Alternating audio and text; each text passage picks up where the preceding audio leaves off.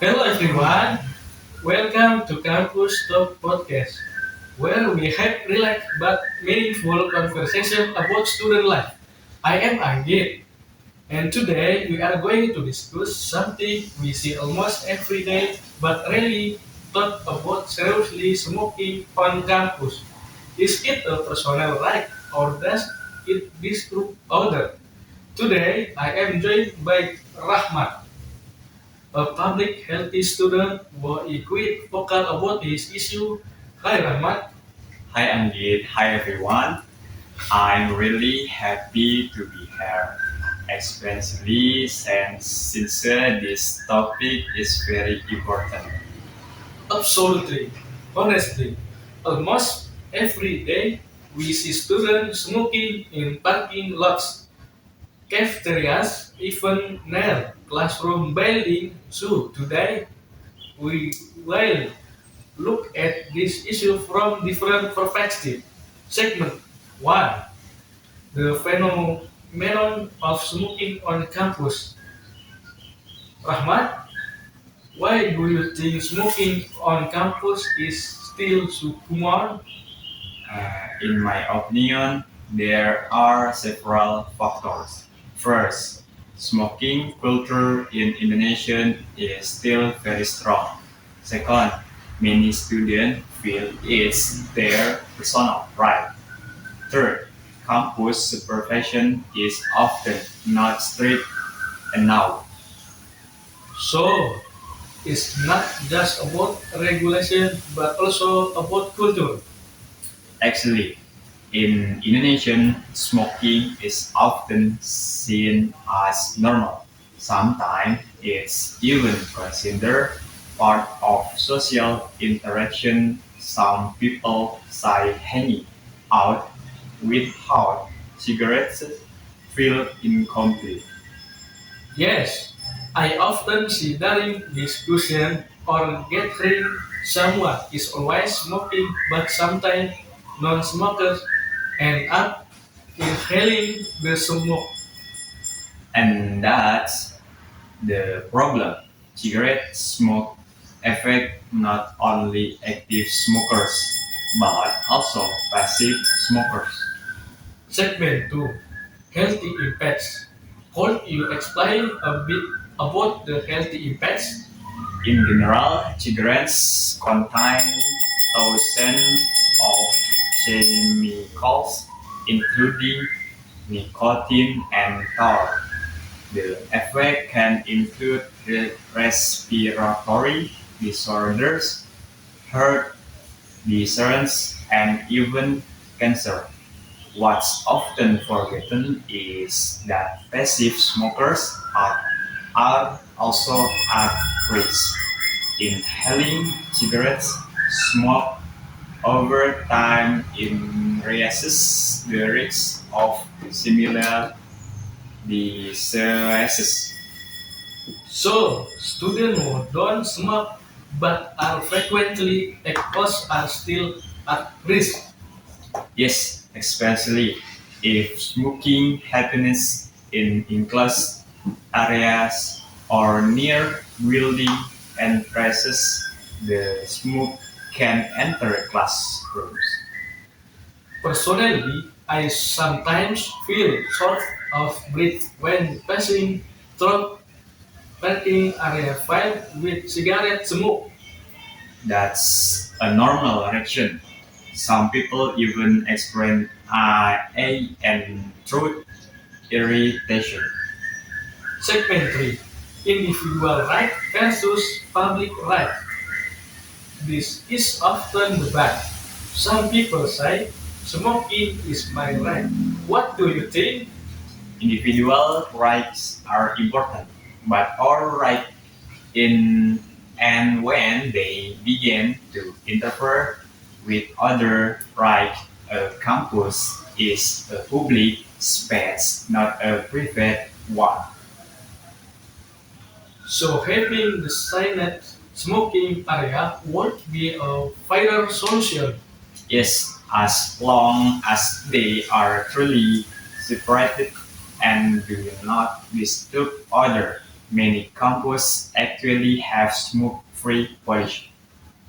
But sometimes the implementation is weak, right? Exactly. Rules without enforcement become just word on banners. Segment 4, Solution and Education. In your opinion, what would be a realistic solution? First, campus need to display enforce regulation. Second, education about the danger of smoking must continue. Third, provide counseling service or smoking scan schedule program. So, it's not just about banning but also helping. Yes, many smokers actually want to quit, but it's difficult because nicotine is addictive. That interesting. So the approach shouldn't be just neutral but supportive. Exactly. The campus environment should be healthy and comfortable for everyone. From our discussion today, we can conclude that smoking on campus is not just about personal choice, but also about social responsibility. Campus is a shared space, so shared comfort matters too. Thank you so much, Rahmat, for sharing your perspective today. Thank you too, Pak Anggit. I hope this discussion help us all become more aware and respectful. And for our listeners, what do you think? Is your campus already smoke free? See you in the next episode of Campus Talk Podcast. I am Anggit signing off. Bye bye. Bye bye.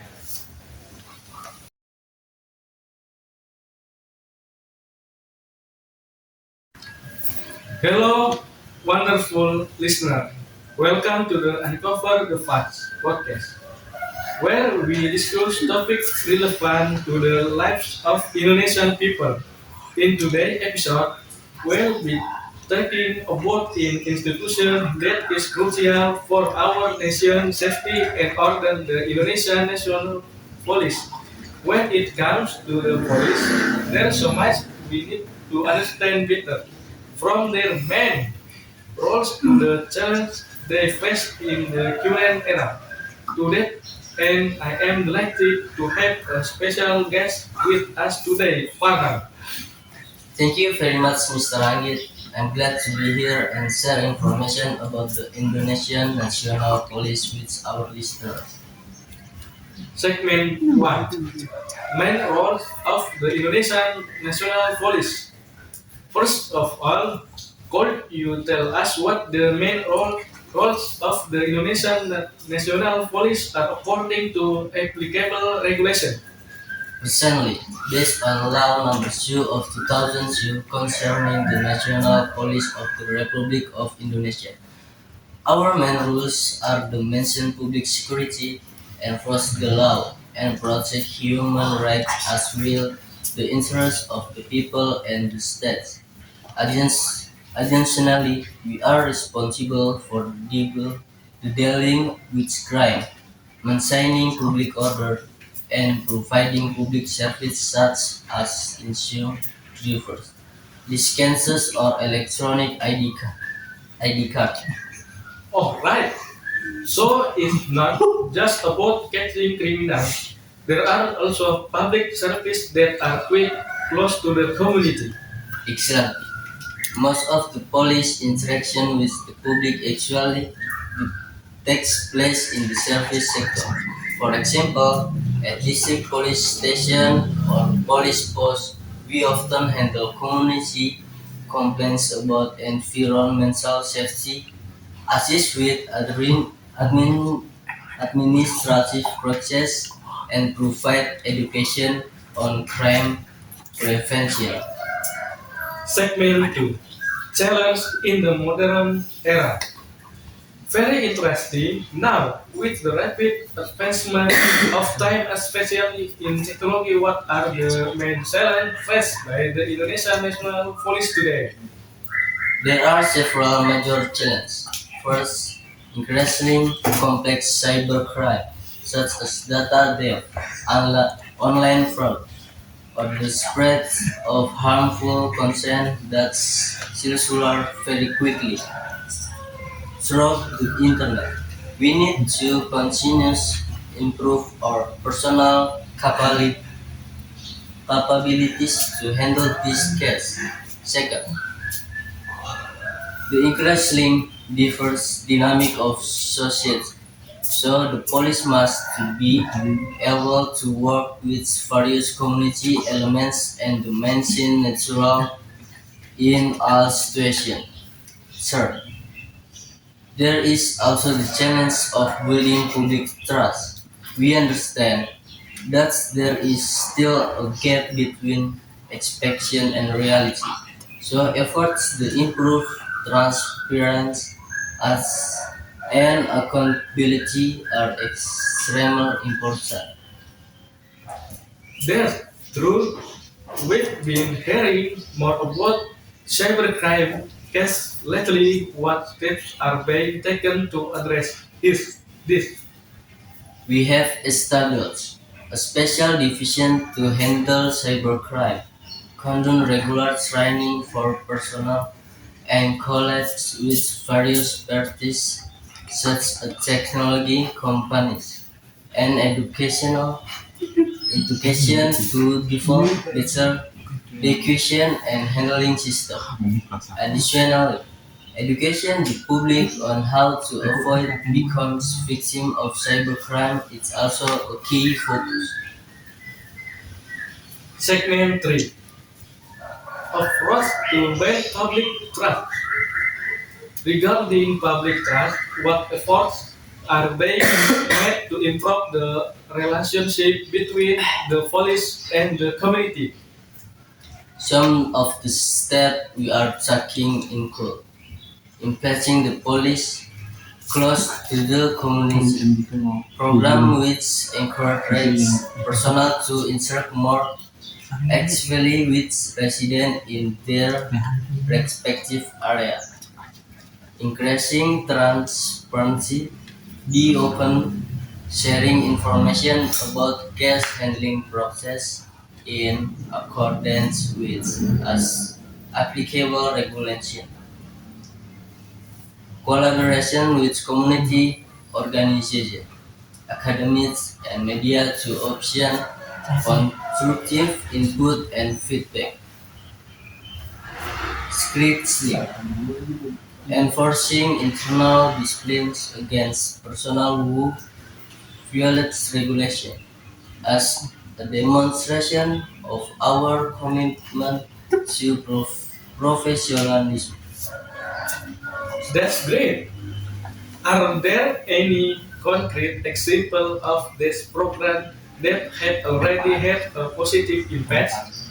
For instance, in several regions, the mobile police post program has helped people in remote areas access service and safety information more easily.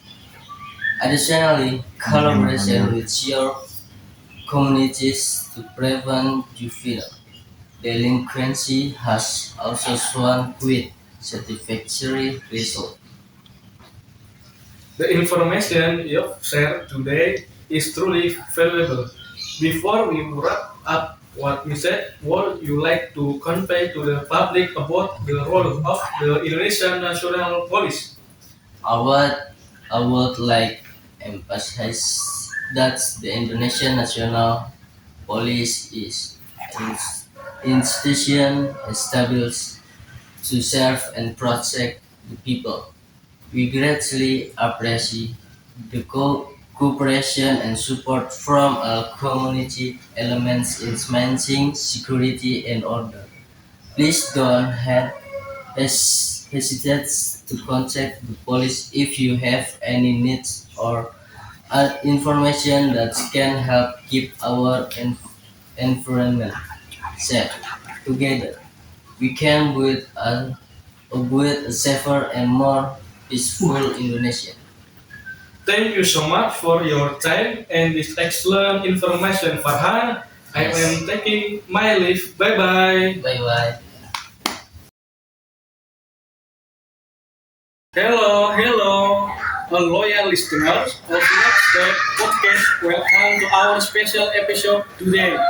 My name is Anggit, and on this break Saturday, we will be discussing a topic that definitely cross every college student or soon to be a graduate main plans after graduating from college. To talk about this exciting topic, I have a special guest who just finished their studies and has already planned their next step. Let's welcome my friend and colleague Badi Faisal. Hi Anggit. Hi to our listeners. So happy to be at this school. We asked to talk about this topic at the time we are working on a segment back in college. So I am glad we can discuss it properly. Absolutely. Alright, let's get started. Faisal just graduated from digital business management last month, right? What was the first thing you thought when you found out your final grades meant you graduate? Part 1. Failing and initial planning. Well, first off, I feel a mix of joy and fun. Happy because I finally got to college. I wish it wasn't easy but scary because suddenly I had to face the real world we always heard about from other people. The first thing I thought was what do I want to know because the real college we focus on academy, but after graduation there are so many options. Working, pursuing postgraduate study master degrees, starting a business, or even taking a break to figure out our path. So true. Many people feel confused because there are just too many choices.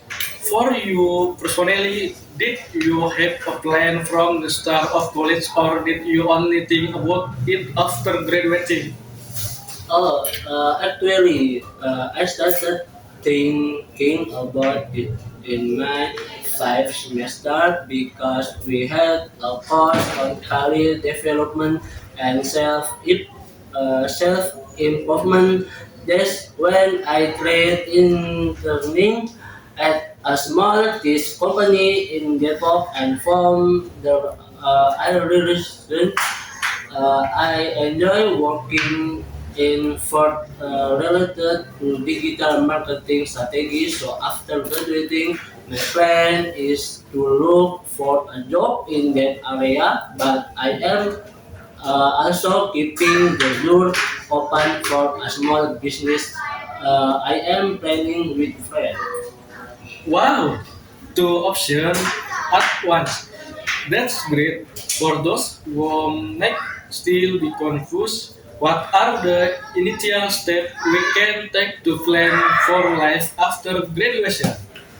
I think there are a few important things. Is one, know yourself, what you like, what skill you have, and what you want to achieve in the short and long term. A two is gather information about the profession you are interested in its recruitment and what the career path look like. You can ask people already working in the field or look for information and professional platform like it. History, prepare The recruitments start by making an attractive CV and practicing interview skill, or if you want to start a business, begin researching the market and drafting a basic business plan. Is and fourth, don't be afraid to try. You might try walking first, but find it is not the right fit, or your first business might not success. That's uh, completely normal because finding the right path takes time. Part 2, Career Option. Those are really good tips. Now let's talk about each option one by one. First up, working at a company. What should we consider when looking for a job after graduation? First, don't just focus on salary alone. Of course, salary is important for living expenses, but also pay attention to company culture, opportunities for learning and growth, and whether the job uh, align with your interests and goals. For example, when I was job hunting, I prioritized companies that offer training for new employees and have career development program. Location is also important. Since life in Panchalanmas, Depok, I looked for companies that run too far away or have easy transportation access. Absolutely, especially about location. If it's too far, it can make you tired and reduce productivity. Then what about closing to pursue postgraduate studies, master degree? When is the right time for someone to decide to continue their studies? I think people choose to do a master for several reasons, like renting to specialists in a cotton for improving their career prospect and specific and companies, or even aiming to become a lecturer or a researcher. It's best to decide on master if you have clear goals, not just because you are confused about working hour following what your friends are doing, because post graduate studies also require a lot of time and money. For example, my friend who studied civil engineering used to do a master because he want to focus on environmental and engineering and work at the research in this field. Definitely, you need clear goals so it doesn't go to waste now for the option that really popular among students.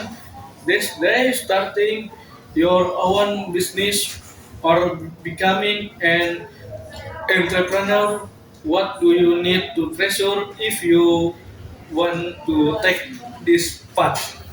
Wow, this is the most challenging but also the most exciting option in my opinion, because I am actually planning a small business with friends. We are offering digital content creation service for MES around Depok. The first thing you need to prepare is a clear business plan. What your product? for service in who your target market is, what your marketing strategy will be, and basic financial calculation. Don't invest a lot of capital right away. You can start small or even test the weather with a limit market fund. Second, prepare yourself to face risk business. Don't rush success right away. So you need to have strong mental resilience and be ready to learn from mistakes. Also make us of sport from to management of local and entrepreneur community because there are many training program and funding opportunities for you people who want to start business now. That's amazing. Wish you business all the best, Faisal. Are Yes, there any other option beside these three? yes, there are like doing an internship or a traineeship program to get experience for even joining a volunteer or social work program if you want to contribute to society while learning new things. Some people also choose to take a few months off to travel or just reflect on their life, but as long as it not too long and you stay productive, that's okay too. Part 3, challenge and how to overcome them. So many options, but of course, each choice comes with its own challenge. What are the common challenges graduates face when following through with their plans? First pressure from the around you, maybe your parents want you to work at a big company, but you want to start your own business, or your friend already working, but you are still uh, pushing a master. This can make you doubt your choice. Second, frustration when plans don't go as expected, like getting a reject from multiple job uh, application of your business not growing according to stay positive and see it as a learning experience. Find out what went wrong, learn from it, and try again improvement. And three, a lack of experience or skill, but this can be overcome by continuously learning and honing your abilities. There are lots of online learning platforms you can access easy, like Coursera, and or even educational content on YouTube. These tips are really helpful for you personally. Did you face any specific challenge when planning your life after graduation?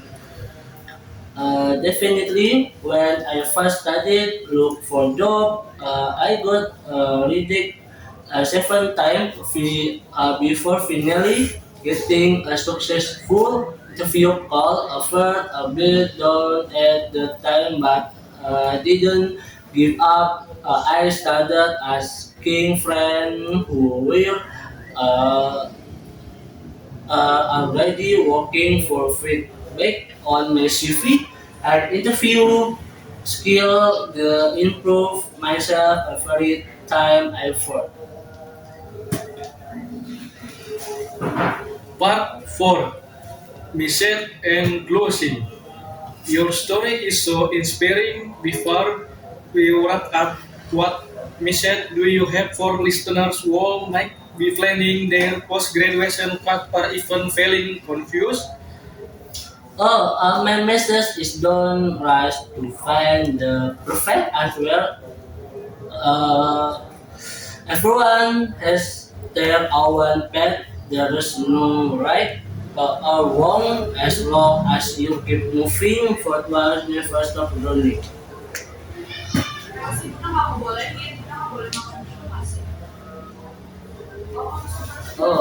Don't be afraid to take calculated risks and remember that failure isn't the end of everything, it's just part of the process to achieve the success you want. Also maintain good relationship with your college friend, lecturer, and people around you. Because they could be a source of support or even opportunities in the future. Such a beautiful and inspiring mission. Thank you so much, Faisal, for sharing your experience and tips with all of us. We wish you all the best with both your job and business plan. Thank you for having me, Andy. Hope this podcast can help many friends who are looking for their path after graduating from college, building success to us all. Alright, everyone. That's our discussion today about plans after college graduation. We hope the information we share help you plan your next step. Don't forget to next follow the next step podcast on Spotify and YouTube and leave a comment about your own post graduation plan. See you in the next episode. Bye bye. Hello, a loyal listener of our Campus Stories podcast. Welcome to our special episode today. My name is Anggit, your host for tonight. How are you all doing? Hope you healthy and full of energy. In today episode, we will discussing a topic that's probably familiar to many student remedial exam.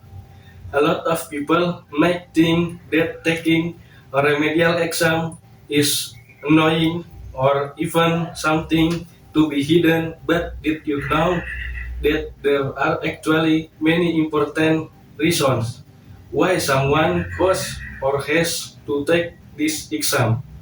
To discuss this more deeply, I have a special guest who are ready to share her first-hand experience.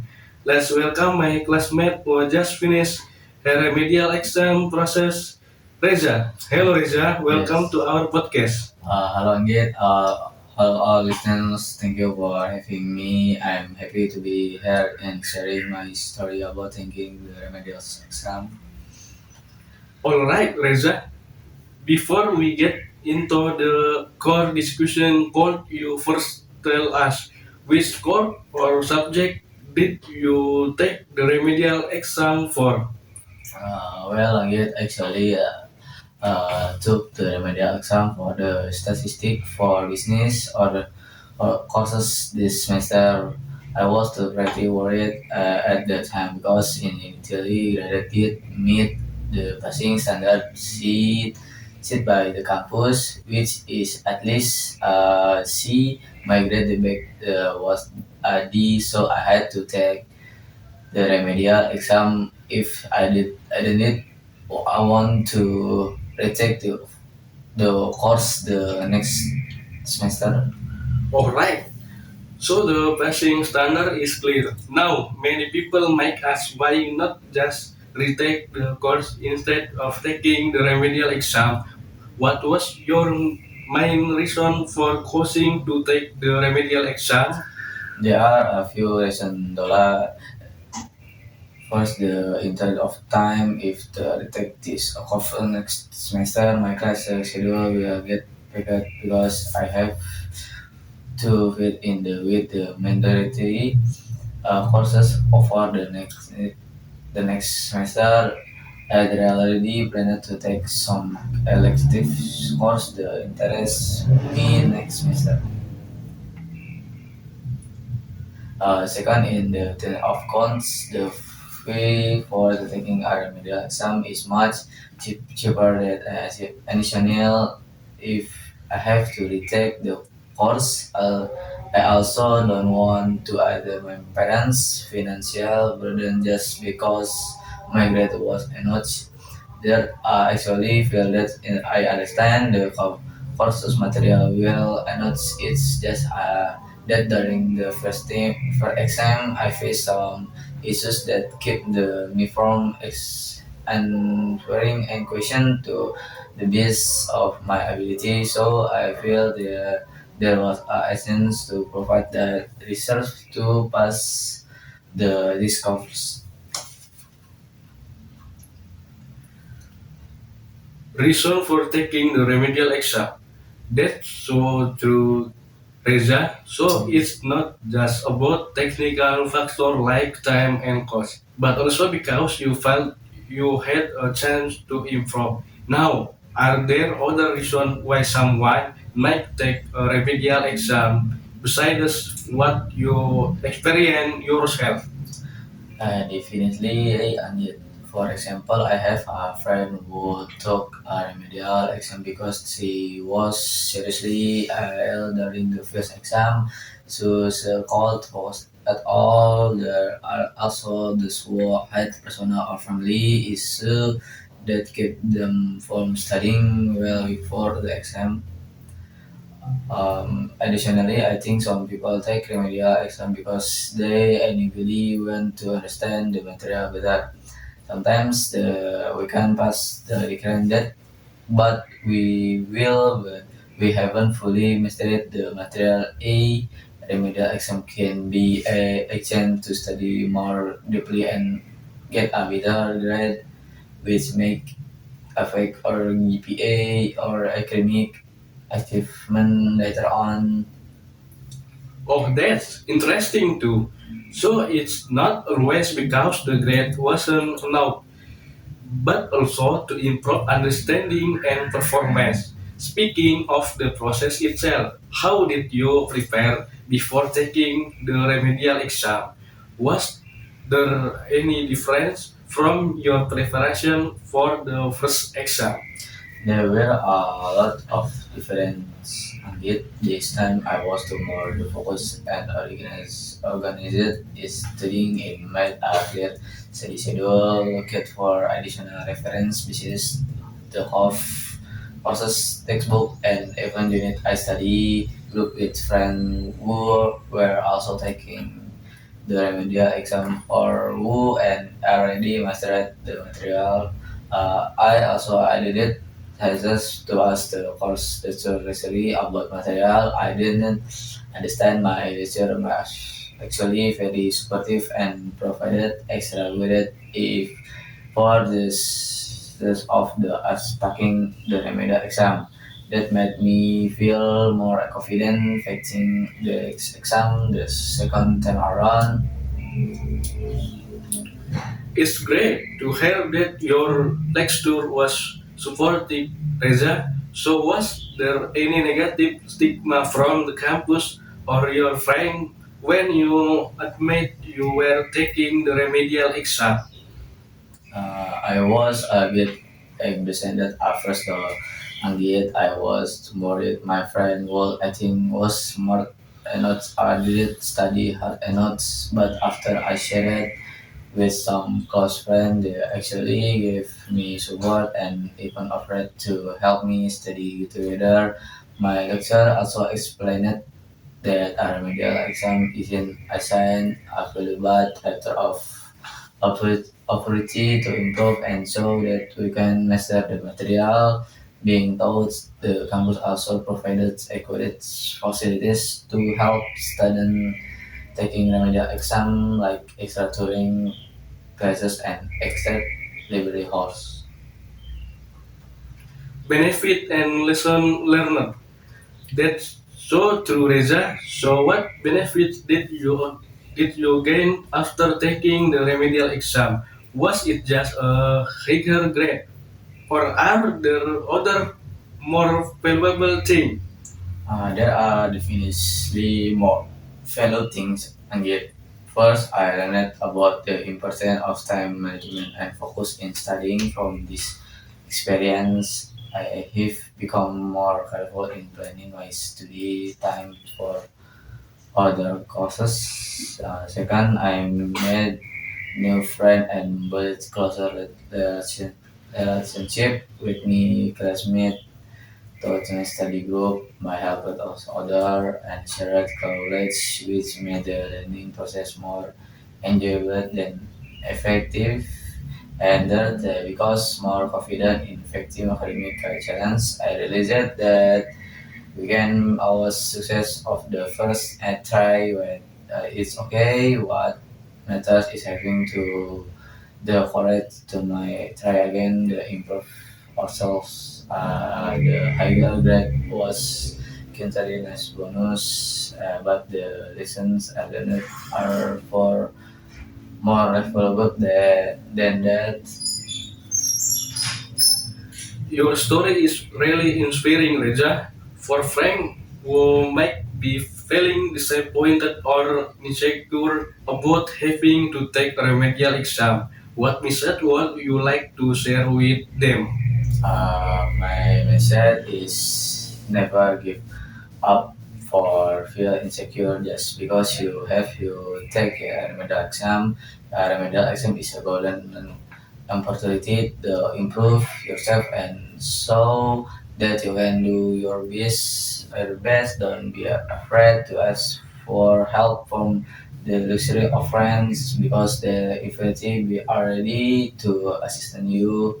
So use your preparation time as well possible. Study hard, focus on material you don't understand. You believe in your own abilities. Remember, everyone has different plans and timeless to achieve success. So don't compare yourself to other. What matters is that you keep trying and never stop learning. Thank you so much for the very encouraging measure, Reza. I am sure many listeners will benefit from your story and experience.